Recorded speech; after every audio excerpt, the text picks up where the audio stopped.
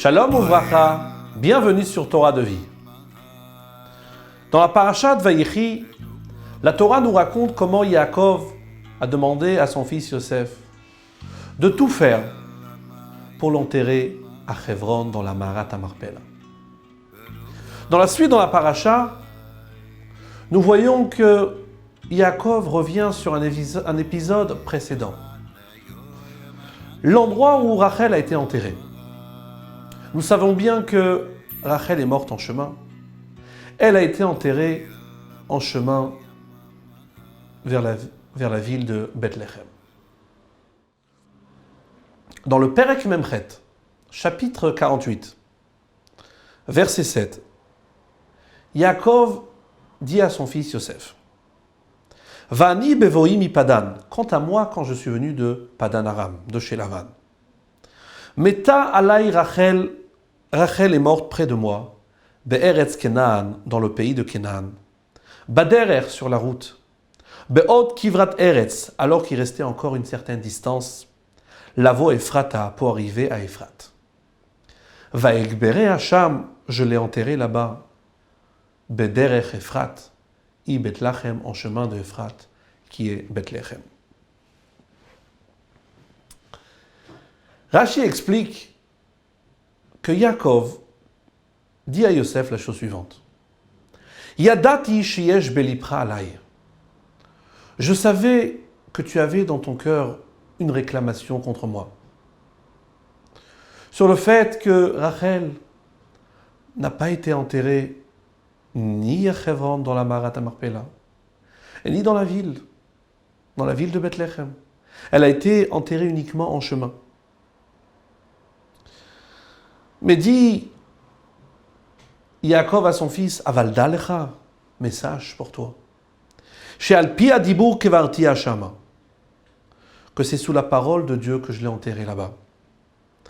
Chez Tehel et Ezra Levanea, afin qu'elle soit en aide pour sa descendance. Chez Yigale Otam Nebuzaradan, quand Nebuzaradan, le chef d'armée Nebuchadnezzar, ramènera les exilés de Eretz Israël vers Babylone. Ve'ayu ovrim derer sham, et qui passeront par le chemin là-bas. Yotzed Rachel, Rachel sortira al kivra sur son tombeau. Ubocha, elle pleura. Umvakeshet aleem rachamim, et demanda pour eux pitié. Chez Neymar, comme il est dit, Kol berama nishma, une voix s'éleva à Rama.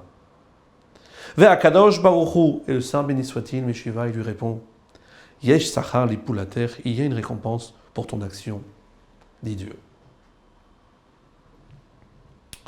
Nous voyons que Rashi explique que la raison pour laquelle Yaakov n'a pas enterré Rachel à Hebron, mais en chemin, c'est sous l'ordre de Dieu. A priori, l'explication de Rashi n'a pas de base dans le verset. Dans le verset, on ne voit pas que c'est l'ordre de Dieu. Alors qu'il y a d'autres explications, celle du Ramban ou celle du Sforno, qui sont deux explications qui ont une base dans le verset. Le Ramban dit que puisque les enfants étaient jeunes et il avait un grand troupeau, Yaakov ne pouvait pas laisser les enfants et le troupeau en chemin et partir pour enterrer Rachel à Marat Marpella. Le Sforno dit que dû au fait que Yaakov a été pris par ce deuil. Et dans les mots du Sforno, Kol kach gavra tirdati vaveluti. Tellement j'ai été pris par ce deuil que lo atzarti koach leolicha. Je n'ai pas eu la force pour l'enterrer dans la Marat Marpella. Ces deux explications ont une base dans le verset. Rachel est morte en chemin. Et ceci crée des difficultés, ou dû au fait qu'il ne peut pas laisser les enfants, ou au fait que Yaakov est pris par le chagrin et n'a pas la force d'enterrer Rachel à Marat Marpella. Et donc Rashi, en tant que Pashtan, il doit donner une explication qui est la plus proche du texte. Pourquoi il a fait abstraction de l'explication du Ramban ou du Sforno et il a pris une explication qui n'a pas du tout de base dans le texte. Deuxième question qu'on peut se poser sur Rashi. Rashi ramène le verset, comment Dieu il dit à Rachel, Yesh sachar lipulater. Il y a une récompense à ton action. Le verset ne dit pas litfilater, à ta prière, qui ferait référence à la prière que Rachel fera pour les exilés, mais l'ifulater qui fait référence à une action. De quelle action parle le verset? Pour répondre à cette question,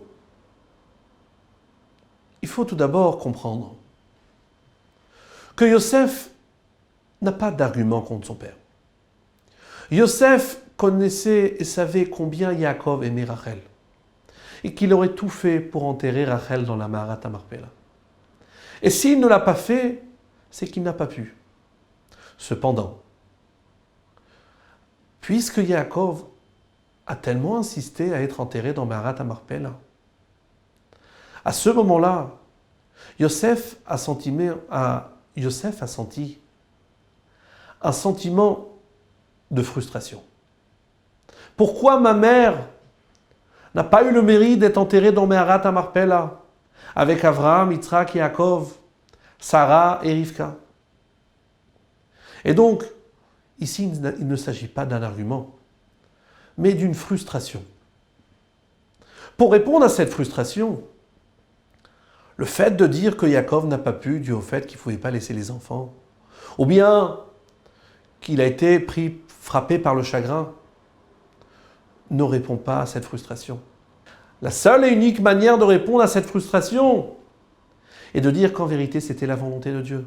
Et si c'était la volonté de Dieu, c'était également la volonté de Rachel. Comme le verset dit, Retson, Irea, Viasé. Dieu y fait la volonté de ceux qui le craignent. Rachel a fait cela avec joie.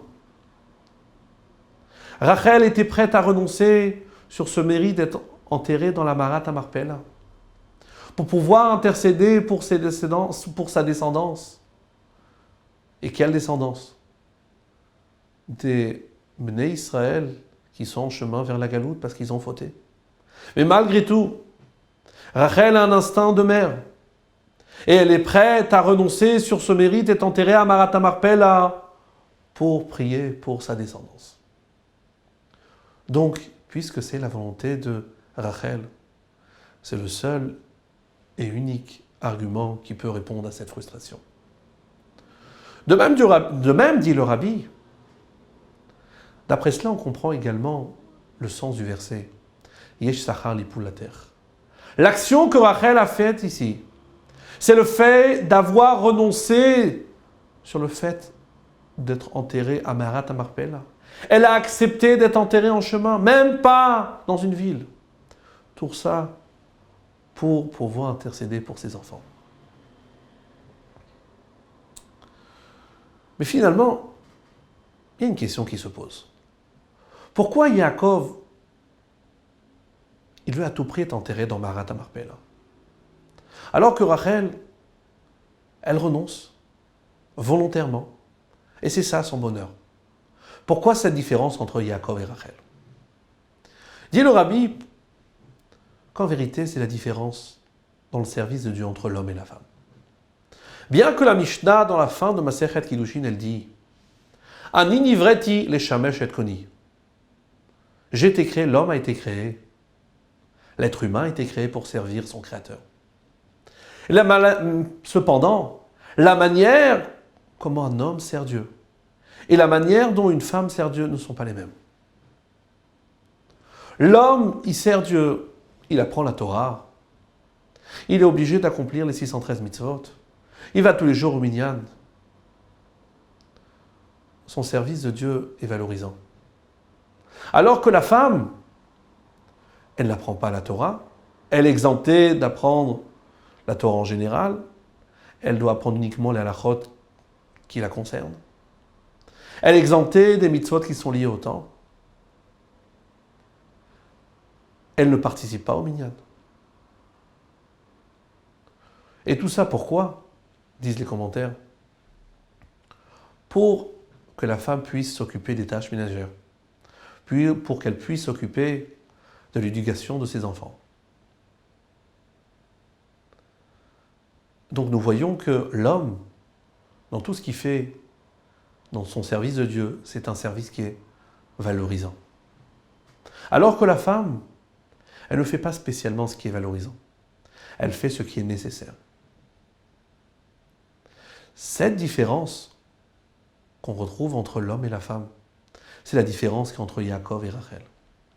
Yaakov, l'homme, cherche à être enterré avec les Avot, Avraham et Yitzhak, avec Adam, Arishon et Chava, dans l'endroit le plus saint, puisqu'il cherche ce qui est valorisant, ce qui est kadosh. Alors que Rachel, qui représente la femme, elle ne cherche pas ce qui est particulièrement valorisant. Elle cherche ce qui est nécessaire. Qu'est-ce qui est nécessaire pour sa descendance? Où elle sera plus utile? Elle considère qu'elle sera plus utile si elle est enterrée en chemin pour intercéder pour ses descendants. Et je voudrais terminer de la manière suivante. Nous savons que Bisrout Nashim Tzadkaniot, par le mérite des femmes vertueuses, Nigalou Israël, les Juifs ont été libérés, Meret Mitzrayim. Donc de même, par le mérite des sages vertueuses de notre génération, Akadosh Baruch Hu nous sortira de cet exil et nous ramènera la Géoula Amitit Ve'Ashlema. Shavua Tov.